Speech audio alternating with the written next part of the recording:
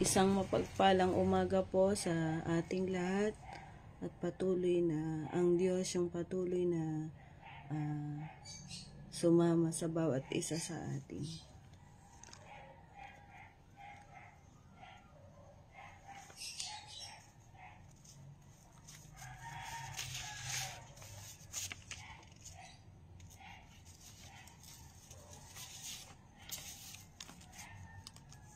Amen. Napakabuti po ng Diyos na sa bawat paggising natin sa umaga ay ang Diyos ay napakabuti. Siya ay Diyos na laging nagtatapat sa bawat isa sa atin. Sabi nga po sa banal na kasulatan, sa bawat paggising natin sa umaga ay patuloy na siya yung ating tanggulan. Siya yung ating dakilang muog. At patuloy na lagi tayong magpasalamat sa bawat umaga na ating nararanasan. Hallelujah, Jesus. Hallelujah. Bago po tayo magpasimula sa ating pag-aaral ng salita ng Diyos ay patuloy na awitan po natin ang Panginoon. Hallelujah, Jesus. Hallelujah. Awitin po natin yung pupurihin dakilang ngalan niya. Hallelujah, hallelujah. Awitan po natin ang Panginoon. Pupurihin dakilang ngalan niyo. Hallelujah. Hindi nagbabago.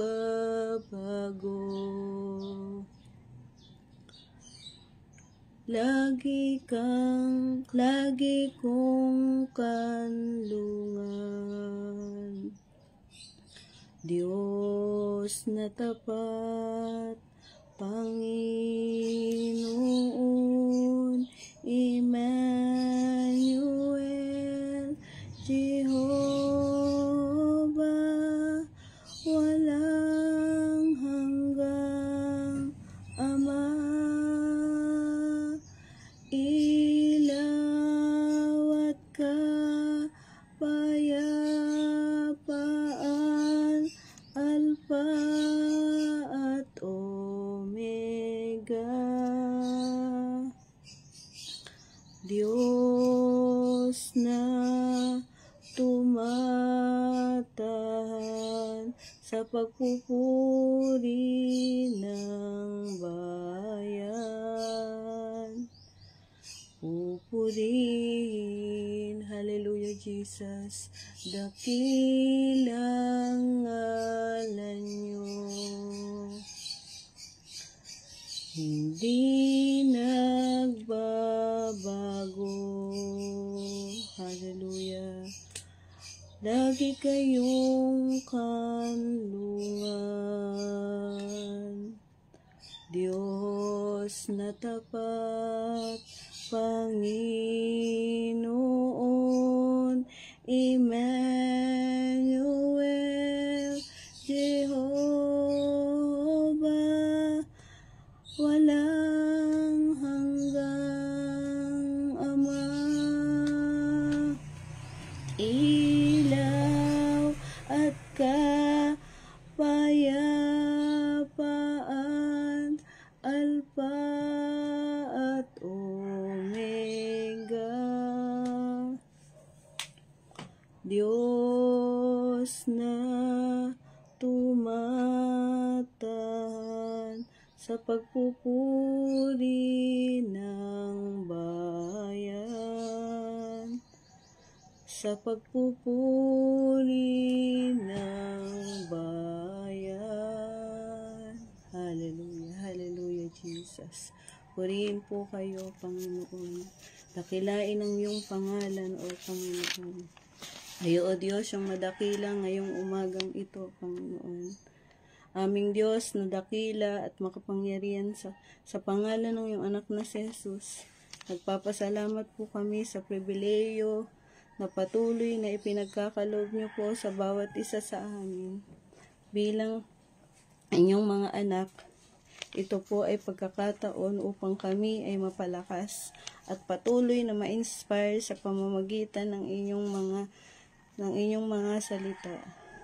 Sa tulong ng inyong banal na Espiritu, maaliw po kami habang nag-aaral ng iyong mga salita. Gayon din po, kayo po ang mataas, Panginoon, at patuloy na kayo po ang magtaas ng antas ng aming mga pangunawa at magdagdag ng aming kaalaman at maging sandata at kasangkapan namin upang patuloy kaming maglingkod ng may katatagan, kalakasan at kasiyahan sa inyong harapan.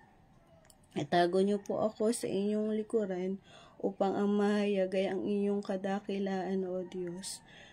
At patuloy na sa aming pag-aaral ng iyong salita, naway ito'y maging rema sa aming puso't isipan upang maging kalaguan ng aming espiritual na buhay. Patuloy na itinataas ka nga po namin bilang tagapagligtas ng aming buhay. At patuloy na sa bawat umaga, Panginoon, sa bawat they are new every morning, Panginoon. Hallelujah, hallelujah. At patuloy na kayo ang mabigyan namin ng kaluguran ngayong umagang ito. Ito po ang aming samot dalangin sa tanging pangalan ng anak na si Jesus. Lahat po ay magsabi ng Amen. Hallelujah. Hallelujah, Jesus. At patuloy na tayo po ay mag-aaral ng salita ng Diyos at ang ating pong teksto na pag-aaralan po ngayon ay matatagpuan po sa Efeso chapter 4 verse 32. Hallelujah. Hayaan niyo pong basahin ko po sa inyo ang nilalaman ng ating teksto ngayong umaga. Ang sabi po sa banal na kasulatan, sa halip maging mabait kayo at maawain, magpatawad kayo sa isa't isa, tulad ng pagpapatawad sa inyo ng Diyos dahil kay Kristo. Hallelujah, Jesus. Ito po ay binigyan ko ng paksa na magpatawad or pagpapatawad sa isa't isa. Hallelujah. Sa talatang ating pag-aaralan ay tinuturuan tayo ni Apostol Pablo na magpatawad at magmalasakit tulad ng Panginoong Hesukristo. Isa sa pinakamahalagang katangian ng Panginoong Hesus ay ang magpatawad. Amen. Maraming kwento sa Biblia na nagpapakita ng pagpapatawad. Hallelujah. Katulad sa Lucas 73 na sinasabi doon na 73 verse 7 Lucas 7 verse 37 to 38 na sinasabi doon na pinatawad ni Jesus ang isang makasalanang babae. Amen. Ganon din sa hindi maitatagong pagkakasalang nagawa ni Haring David sa ikalawang Samuel nang makipaglaban ang hukbo ni David sa digmaan. Nagpaiwan siya sa Jerusalem at doon ay nangalunya siya at pinapatay ang asawa ni Bathsheba. Humingi siya ng tawad sa Diyos at pinatawad siya. Amen. Ganoon po kabuti ang Panginoon.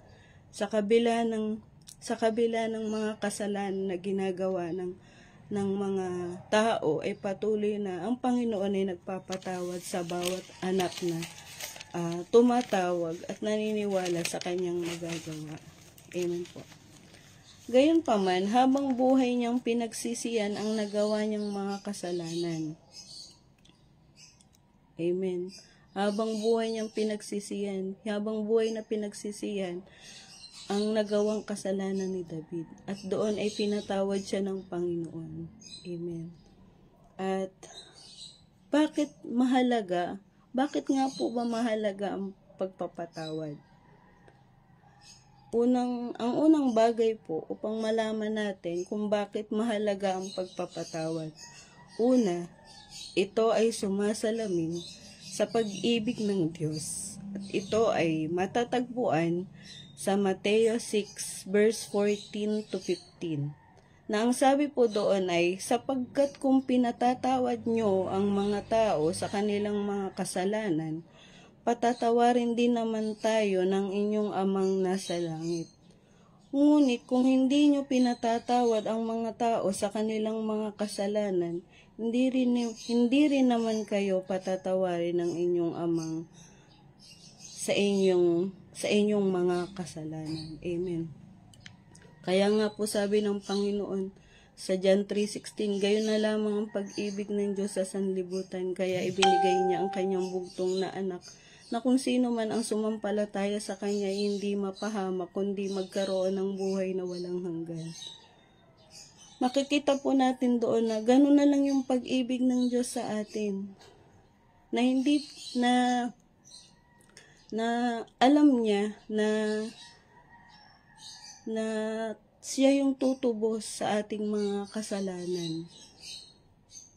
Amen.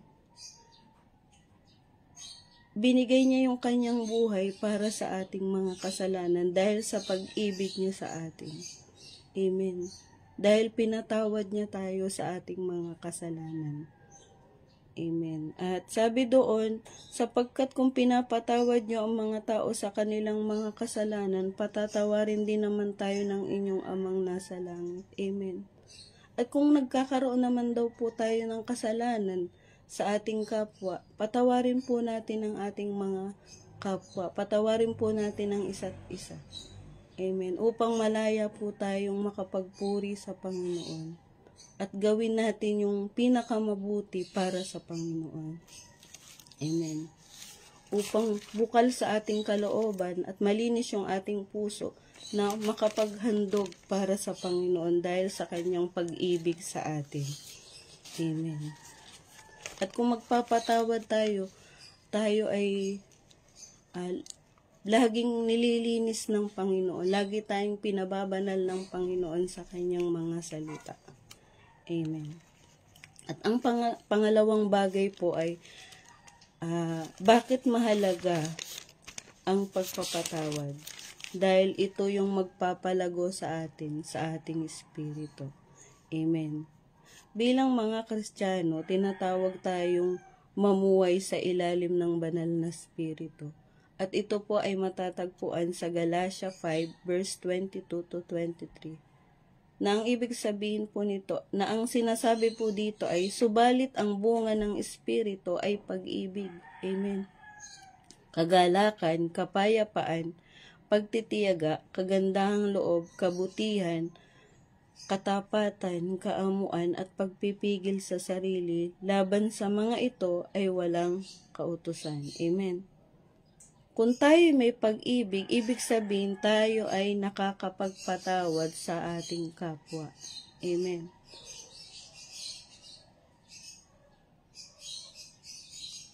Tinuturuan po tayo ng Panginoon na magkaroon ng mabuting puso. Amen. Mabuting puso.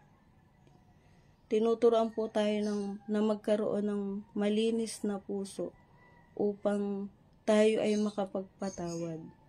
Amen. Kasi po ang pagpapatawad, ito po ay isa sa mga katangian ng ating Panginoong Hesus. Na kung saan, ito po yung dapat nating naisin sa ating buhay. Na kapag nakakagawa tayo ng kasalanan sa ating kapwa, ay patuloy tayong magpatawad. O di kaya yung ating kapwa ay nakagawa ng kasalanan sa atin, patawarin natin sila. Sapagkat ang Diyos ang patuloy na makapagpapabago sa buhay ng isang tao. Amen. Napakabuti po ng Panginoon, sapagkat ang Diyos ay Diyos na nagbabago, na di nagbabago. Hallelujah. Hallelujah, Jesus.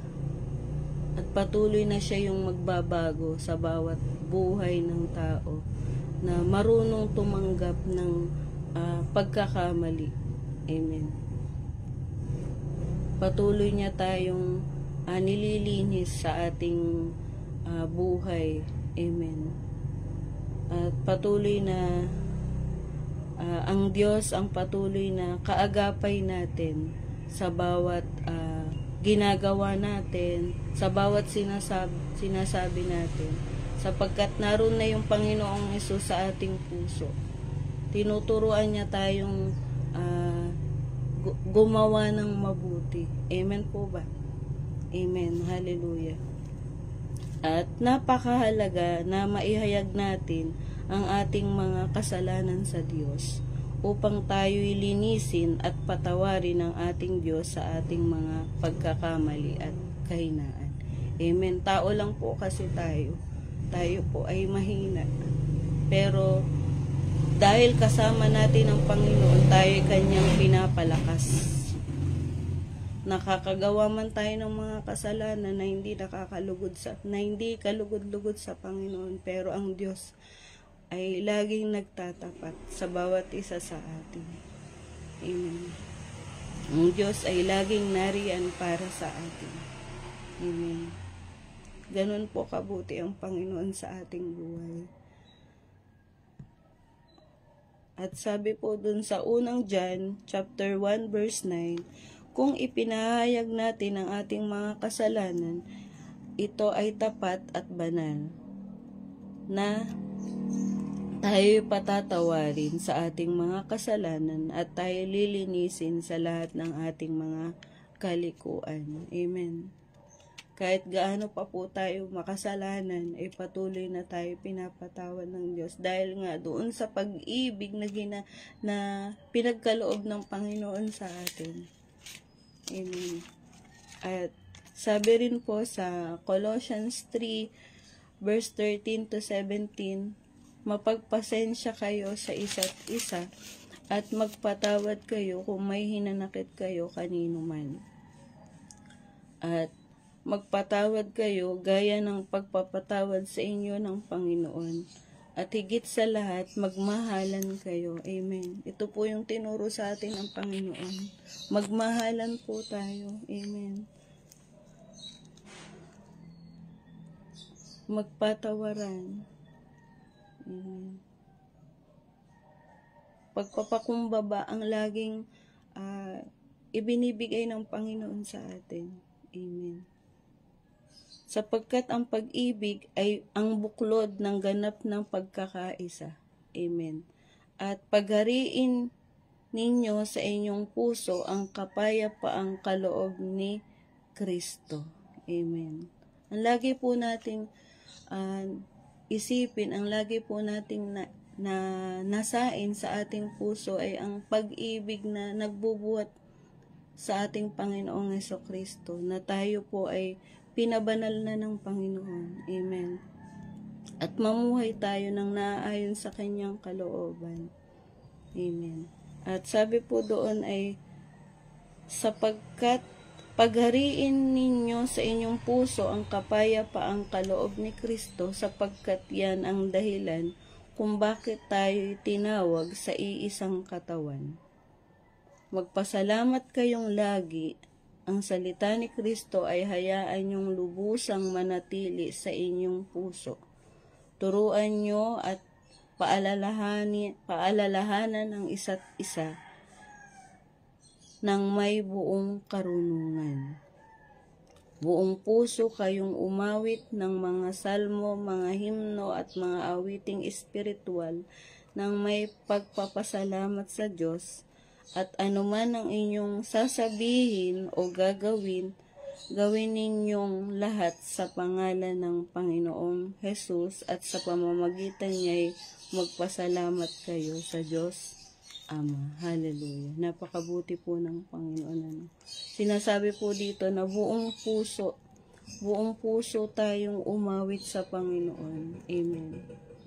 Kung nakakaranas man tayo ng mga bagay na hindi tayo comfortable, na yung hindi tayo komportable, na patuloy na tayo nagkakaroon ng bagabag sa ating puso, ay patuloy na lagi tayong umawit sa Panginoon. Hallelujah.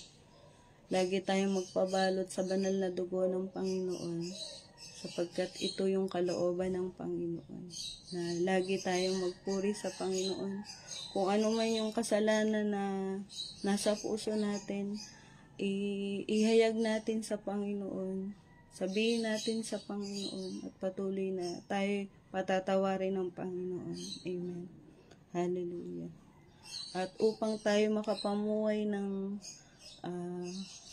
maayos sa araw-araw nating buhay, sabihin natin sa Panginoon, sapagkat ang Diyos ay hindi nagkukulang, sapagkat ang Diyos ay hindi nagbabago sa bawat anak na tumatawag sa Kanya. Hallelujah, Jesus. Hallelujah. At patuloy na ang Diyos yung mabigyan natin ng papuri sa araw-araw.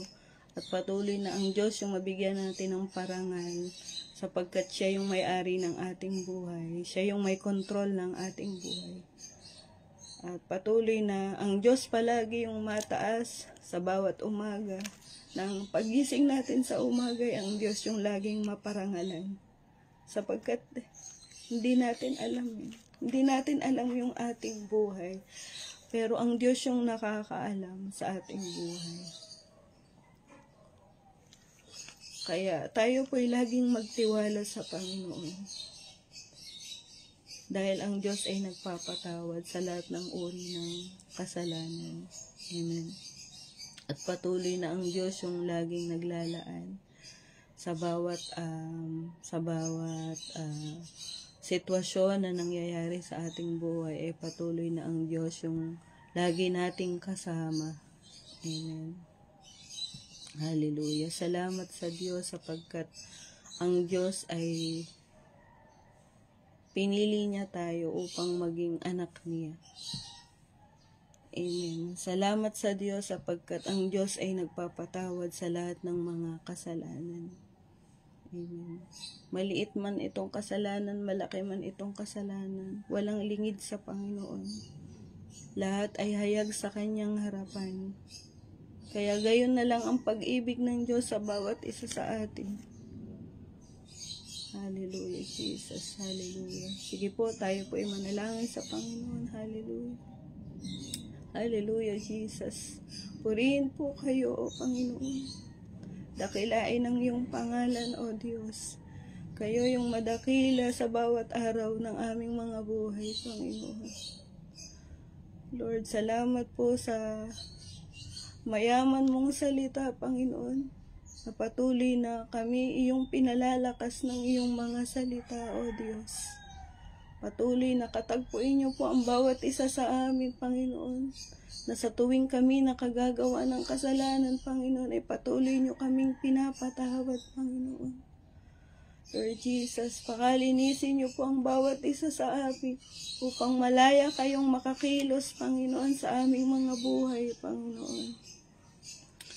Lord Jesus, itinataas ka nga po namin bilang tagapagligtas ng aming buhay. Kung may nakita po kayo sa aming puso, sa aming isip, maging sa aming ginagawa, maging sa aming mga labi, O Diyos, patuloy na pakabanalin niyo po kami, Panginoon. Patuloy na kayo, O Diyos, yung mataas sa aming buhay. I-cover niyo po kami ng iyong banal na dugo, Panginoon. At patuloy na maging daluyan kami ng iyong pagpapala, Panginoon. At patuloy na sa bawat gagawin namin, Panginoon, ay ang naroon yung pagsama ng inyong banal na Espiritu, Panginoon. Hallelujah. Patuloy na ang banal na Espiritu yung magtuturo sa amin kung paano kami gumawa ng mabuti, Panginoon, sa aming kapwa, O Diyos. Katulad mo, O Diyos, na pinakita mo sa bawat mga tao yung pagpapatawad, O Diyos. Ngayon, O Diyos, ay patuloy na kayo, samahan niyo po kami, Panginoon, ng iyong mga pagpapala, O Diyos. At patuloy na gabayan niyo po kami araw-gabi, Panginoon. Hallelujah, hallelujah, Jesus. Patuloy na itinataas ka nga po namin sa bawat araw ng aming mga buhay. Hallelujah, Jesus. Salamat sa iyo, O Diyos. Patuloy na ang lahat ng bagay ay patuloy naming ipinagtatagubilin sa iyo, O Diyos, sapagkat kayo yung may-ari ng aming buhay. Hallelujah. Salamat sa iyo, Panginoon. Patuloy na magnasang bawat isa, Panginoon. Nalakaran namin, Panginoon, yung mga mabubuting gawa, Panginoon. At alisin niyo po, Panginoon, yung mga hindi kaaya-aya at hindi kalugod-lugod sa iyong harapan. Ang patuloy na maranasan namin, Panginoon, na yung kalooban mo, Panginoon, na magkaroon kami ng pinakamabuti na paggawa at pagkilos sa iyong ubasan, Panginoon. Hallelujah. Salamat sa iyo, O Panginoon. Dinadakila ka nga po namin. Sinasampalatayanan, Panginoon, ang inyong magagawa, Panginoon. Lord, salamat po, Panginoon, at patuloy namin ibinabalik at itinataas sa iyo ang pinakamataas na papuri at pagdakila sa tanging pangalan ng iyong anak na si Jesus. Amen. Salamat po sa Panginoon. God bless po. To God be the glory. Hallelujah.